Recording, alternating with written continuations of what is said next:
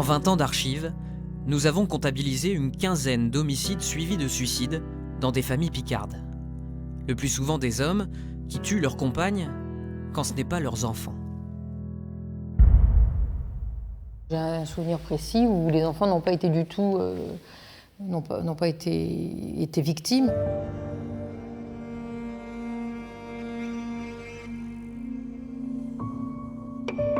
J'ai suivi un peu ces enfants-là, hein, avec une famille, je veux dire, pas très efficace, donc ils ont dû être placés, ils ont fait des fugues. Enfin oui, on voit bien, le juge des enfants a été saisi, bien entendu, on a essayé de les aider. Bon, comment les enfants vont être pris en charge, par quelle famille, vous voyez.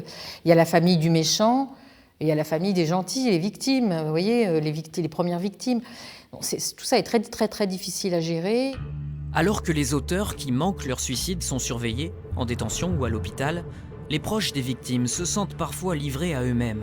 Il n'y a pas de dispositif spécifique à ces drames familiaux. Le parquet désigne toujours une association d'aide aux victimes pour aider à les prendre en charge, mais avec les limites de ça, hein, c'est un travail au long cours.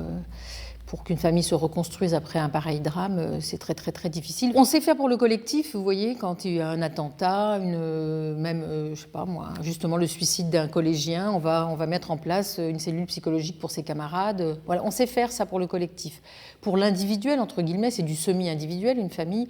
Là, on est quand même, on est moins au point. Dire il faut automatiquement mettre en place un suivi psychologique, non.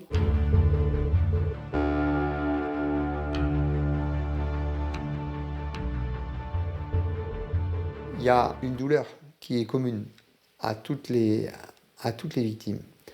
Pour autant, elles ne ressentent pas le même besoin par rapport au suivi ou au soutien. Si le médecin généraliste a le moindre doute, il adresse en consultation en psychiatrie.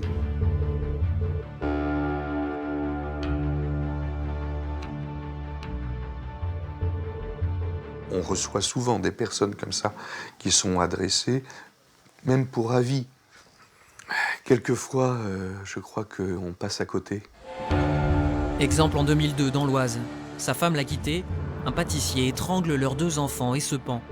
La mère, endeuillée, se suicidera 2 mois et demi plus tard, le week-end avant Noël. Ce triste tableau est-il peint de fatalité? Ces drames, les homicides suicides intrafamiliaux, sont-ils imprévisibles, inévitables?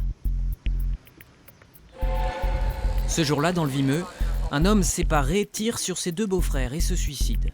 Le matin même, il était au cabinet de Jérôme Crépin pour obtenir conseil sur un partage de biens. L'avocat n'a rien pressenti. Franchement, quand cet homme quitte la porte, dit maître, au revoir, à bientôt. Vous ne décelez pas. Vous ne décelez pas.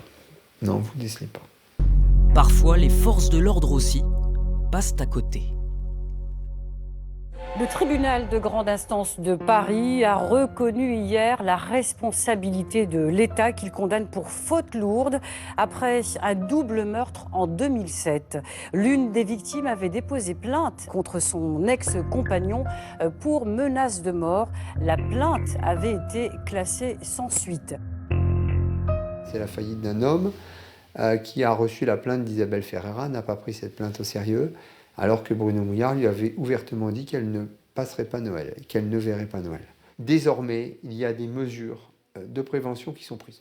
Dépôt de plainte, perquisition au domicile, saisie du fusil jusqu'à ce que le tribunal correctionnel, ou en tout cas jusqu'à ce qu'il y ait eu une réponse judiciaire, il y a des mesures de prévention, qui sont prises. Mais soyons clairs, le risque zéro n'existe pas.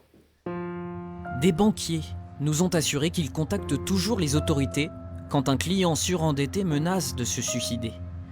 Des avocats, confrontés à un divorce difficile, conseillent parfois à leurs clientes d'être prudentes face à leur mari. Des proches peuvent aussi donner l'alerte et parfois s'en veulent de n'avoir pas su le faire. Il faut continuer à vivre, on ne peut pas toujours tout voir, tout regarder, tout comprendre. Et alors donc, voilà, oui, en effet, c'est souvent... Et de la culpabilité aussi, qui est née dans les entourages, en disant « mais comment se fait-il qu'on n'ait pas vu, comment se fait-il qu'on n'ait pas pu prévenir ça ?» Il arrive que l'entourage sonne l'alarme et que ça ne marche pas. Comme pour José l'Espagnol, le pompier qui n'a pas accepté que sa femme le quitte. Avant qu'il ne l'égorge, la situation avait pourri pendant des semaines. Lui qui était d'ailleurs toujours décrit comme quelqu'un de jovial, de blagueur, de déconneur, quelqu'un vraiment toujours d'humeur égale et toujours de très bonne humeur.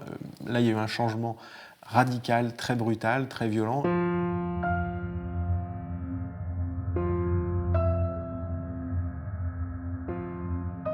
La plupart de ses collègues, il y a eu des auditions de plus d'une cinquantaine de pompiers, tous, à quelque degré que ce soit, s'étaient aperçus de ce changement d'humeur. Et d'ailleurs, des dispositions avaient été prises au sein de la cellule psychologique de la caserne. Et le monsieur avait un rendez-vous avec le psychologue, justement, pour parler de tous ces problèmes, le jour des faits. Je crois que c'était le matin des faits. Prévenir est donc difficile, mais pas impossible. Pour sombrer dans l'homicide-suicide, il faut un contexte d'impasse, d'ordre conjugal ou économique. Et puis éventuellement un accélérateur, comme une drogue ou la disposition d'une arme. Mais selon les psychiatres, seuls certains profils peuvent alors passer à l'acte. Ce sont des personnalités qui sont très très sensibles à l'abandon, au sentiment d'abandon, qui ont besoin de faire lien et appui en permanence, qui ont une capacité à être seuls qui est faible, qui sont impulsives du fait de cette fragilité narcissique, qui ont besoin de réassurance régulière, de contrôler que l'autre soit toujours disponible. Ces prédispositions pourraient être détectées en amont, afin d'aider les intéressés à trouver des solutions moins dramatiques. La France est en retard sur ces questions. La France est assez en retard. Les pays nordiques sont plus en avance que nous, par exemple. On a des assistantes sociales, on a des médecins généralistes, il y a des psychiatres, etc. Mais c'est peut-être un retard. Il y aurait un travail à faire d'améliorer la connexion entre ces différents intervenants. Les professionnels de santé, les professionnels, je pense à la police, à la justice, ne sont pas toujours formés.